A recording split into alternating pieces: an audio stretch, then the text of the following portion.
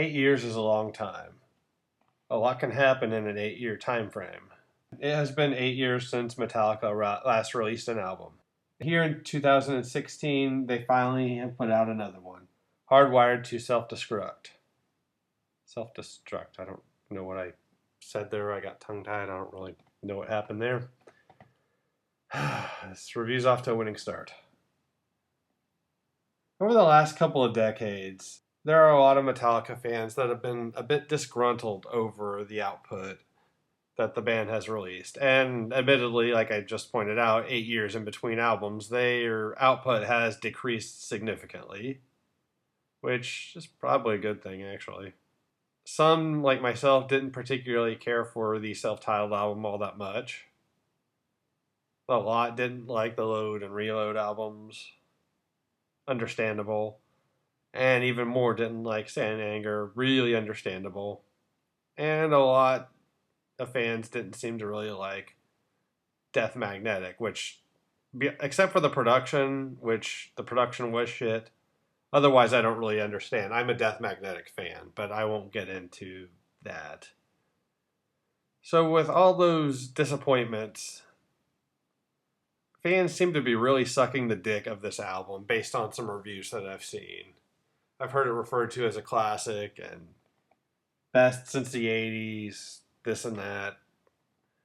I don't necessarily agree with that personally, but everybody's entitled to their opinion. Now, I'm going to go ahead and get the negatives out of the way, and I'll just say that, one, I'm not a disgruntled Metallica fan, not willing to accept anything post Injustice for All or anything like that. Like I said, I do like Death Magnetic.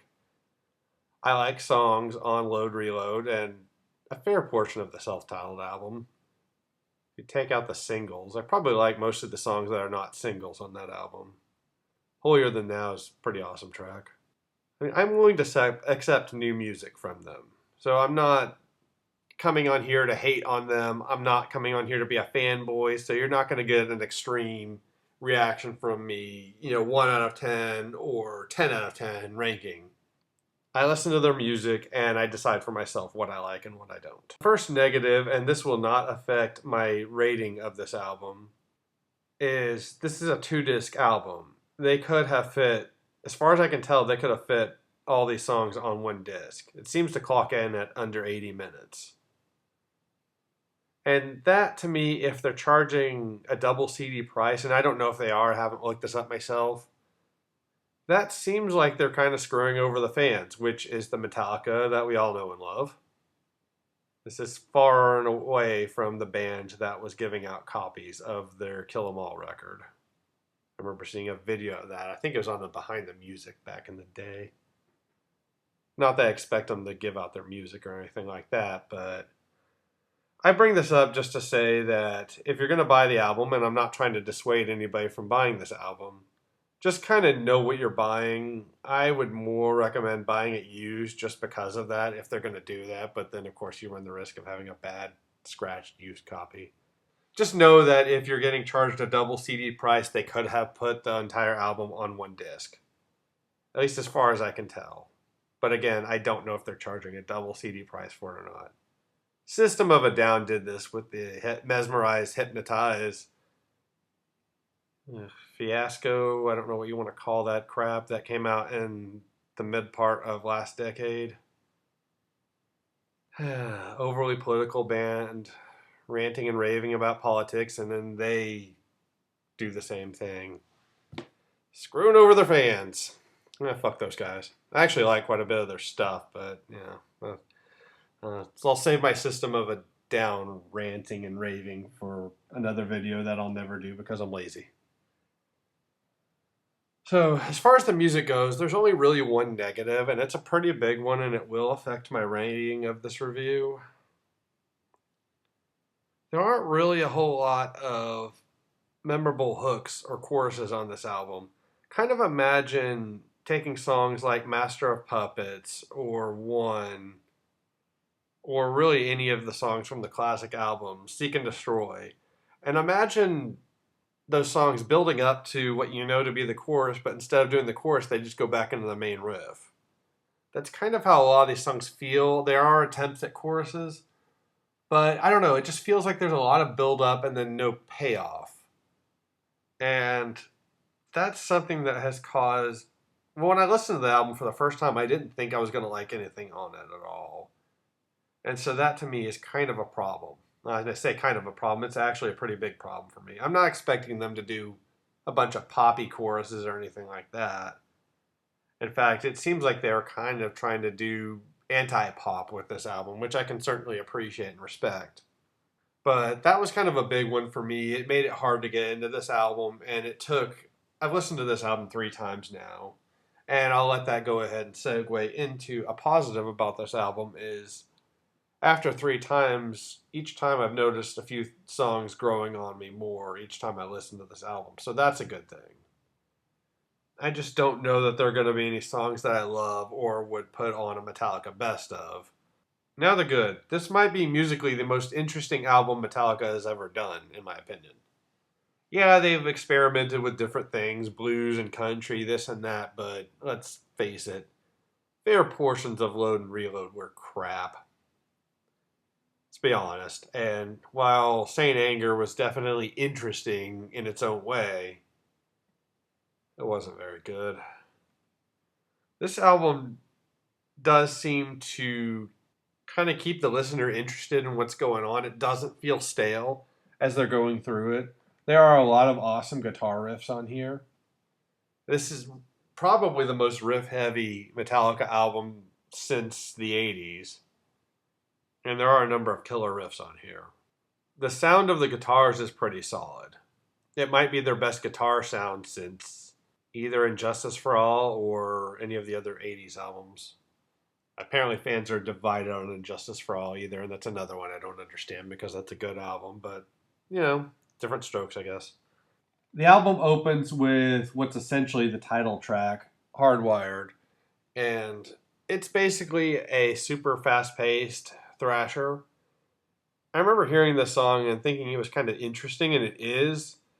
This is one of those songs I just can't really get into, though. I don't mind the no real major chorus on this one. They do have something that kind of works as a chorus.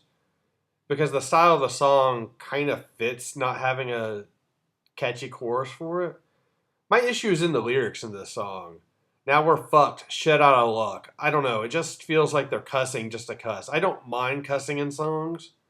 And if this was a line in, say, a verse, I could ignore it. But having to hear this 3 or 4 times in a song, it really gets on my nerves by the end. Like, I don't really mind it the first time I hear it. I can kind of ignore it, but by the second time, I'm like, all right, guys, look, you can stop anytime now. It feels like they're cussing just to cuss and not to say something. Luckily, it's a pretty short song. It is interesting, and I can see why people would like this song. It's just those lyrics really get on my nerves, and I can't really get into that song. Atlas Rise is next. It's another up-tempo thrasher. Pretty fast-paced song. It's got some really good guitar riffs in this song. My issue with this song, and I do enjoy this song enough, is the chorus, which I think the vocals are generally pretty fine, pretty well done. I hate the music in the chorus. It has this annoying guitar riff that kind of mimics the vocals, kind of doing this dun, dun, dun, dun, dun, dun, dun, dun, dun, and it's really annoying. I don't like it at all, and I don't like the pacing, the drum beat in it. I really don't like the chorus musically. Vocals, I think, are generally okay. It's not enough to ruin the song completely. There's a lot of good about this song. The verses are really awesome. It's got a nice pacing otherwise. It's got a pretty solid guitar solo.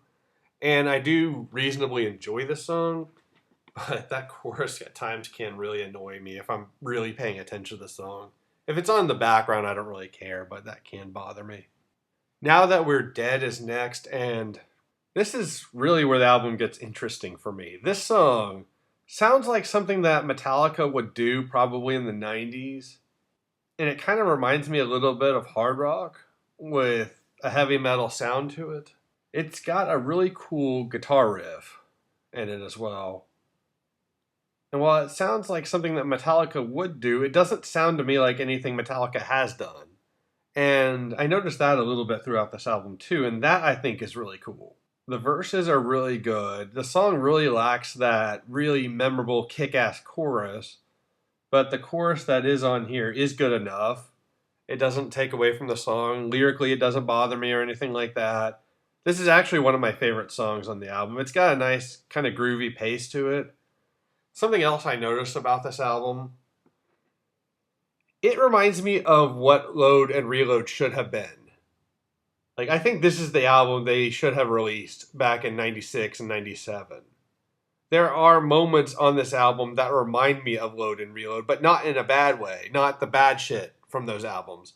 Not the Ronnies and the stupid country songs and the Fixers and any of that bullshit. There are just moments, especially in the groovier songs, that make me think of those albums, but again, not in a bad way. Moth into Flame is next, and this song is generally pretty solid as well. It's another heavier song, fairly up-tempo. It's got one of the more memorable choruses. I say that, and I can't remember how it goes right now, but I know this is a song that I definitely like. Track 5 is Dream No More, and this is kind of getting into one of those slower, groovier songs that I was talking about, that some of the guitar riffs make me think of Load Reload, but done better, and with a much better guitar sound. This song I'm actually not a big fan of. I don't know, maybe it'll grow on me in time, but I don't know, this one doesn't really do a whole lot for me. Halo on Fire is next, and it's the first kind of softer song, but I can't really call it a ballad. There are no Unforgivens, Unforgiven 2s, Hero of the Days, Welcome Home Sanitariums 1s, Fade to Blacks. There's none of that on here. But they do have a couple of softer songs, and this is one. And even these softer songs have heavier segments in them. This is one of those songs on my last listen was starting to really grow on me. I think this is one that I'm going to like a fairly decent amount. Pretty solid track. When I mentioned that there are a lot of good guitar riffs, you might initially think of the heavy thrashy stuff, which there are definitely plenty of those good guitar riffs on here. But even a lot of the clean sections that they do guitar-wise are done really well, and this is a good example of that. There's an intro to one of these songs on the second half that has a really nice, clean intro. I can't remember which song it is, but it sounded really cool, and I wish they expanded on that one more. Confusion is next, and this one hasn't really grown very much on me yet. Maybe in time it'll grow on me some more. It's not terrible. One thing I also should have said earlier is that there is not a terrible song on this album. There are songs that I like more than others, but there is not a song that I have to skip whenever I hear the album. Man Unkind is next, and this is another song that on my last listen prior to doing this review started to grow on me a little bit. It's a little kind of upper mid-tempo heavy song. It's a pretty decent song. Here Comes Revenge is another, I guess the other song that kind of is a little bit softer, but it's got a lot of heavier parts in it as well. It's got some softer verses and then some heavier parts of the verses and then a heavier chorus. This is one of those songs that stuck out to me, if not on first, definitely second listen. This one's kind of cool. I think even on my first listen of the album, I went back to this song. There were a few songs that I did that with. It's pretty good, and definitely one of my standout tracks for me so far. The album kind of takes a little bit of a dip in quality with these next two songs, Am I Savage and Murder One. Murder One has some kind of cool guitar riffs going on in it. It's a slower paced song. I honestly don't really remember Am I Savage very well at all. There are a couple songs that actually probably could have been left off and the album would have been better for it, but they're not terrible either. And then the album closer, Spit Out the Bone. I talked about the lyrics on Hardwired. I kind of have the same issue here, except it's not cussing. It's just the lyrics are kind of silly. The difference with this song is it's good enough that I can kind of ignore that. Although when he says spit out the bone, the music stops, so it's just kind of right there. I don't know. I find that kind of cringeworthy. But the song itself is really solid. It's a very fast-paced thrasher. Good to end the album, and on first listen, it was the song that stood out to me the most as, hey, this is a pretty solid track. It's a longer track. It's got some really cool parts in the bridge and the midsection of the song. A few things that I didn't talk about before doing my track-by-track ranking, or rating. Musically, everybody plays pretty well. there is that chorus for Atlas Rise, which I talked about. But otherwise, they generally play pretty well. Even Lars does well enough on the drums. Bass, I don't really recognize very well, but I'm not really a bass fan, anyways. As long as it's there and not getting in the way, I'm good. And like I already mentioned, the good guitar riffs. James's vocals are surprisingly good on this album. I don't remember a whole lot of ahs after certain lines, like we used to say, "And your luck runs out." Ta. I don't notice that as much on there. I know it's kind of his shtick, but it seems like that's toned down on this album. It could be still there, and it's just Metallica, so I just expect it, so I kind of ignore it. But I tried paying attention to that a little bit more as I was noticing that on my last listen, and I didn't seem to really notice it as much even then. So that's kind of good. And I really like his cleaner vocals on this one. I mean, his, more raspy, screamy vocals aren't bad either, but he has some really good melodies with his clean vocals, even using them in some of the heavier tracks as well. So it's not like it's just in like a softer track he'll use like the clean vocals. Spit Out the Bone being one of those songs where somewhere in the bridge he does a nice melody. I was really impressed with him. I think either way, the band really did put forth a good faith effort to release a good album, and it's definitely an interesting one. I'm kind of conflicted on how to rate it. I guess I'm going to give it a 7 out of 10. If I had to rate it right now, which technically I'm doing, I would probably give it a 6 out of 10 for the issue I mentioned before. Not a lot of songs that seem like standout tracks. But the album is growing on me, so I want to kind of give it a little leeway. And I do find it enjoyable to listen to either way, so I'm going to give it a solid 7 out of 10. In some ways, it's better than I thought it would be. Other ways, maybe a little worse than I thought it would be.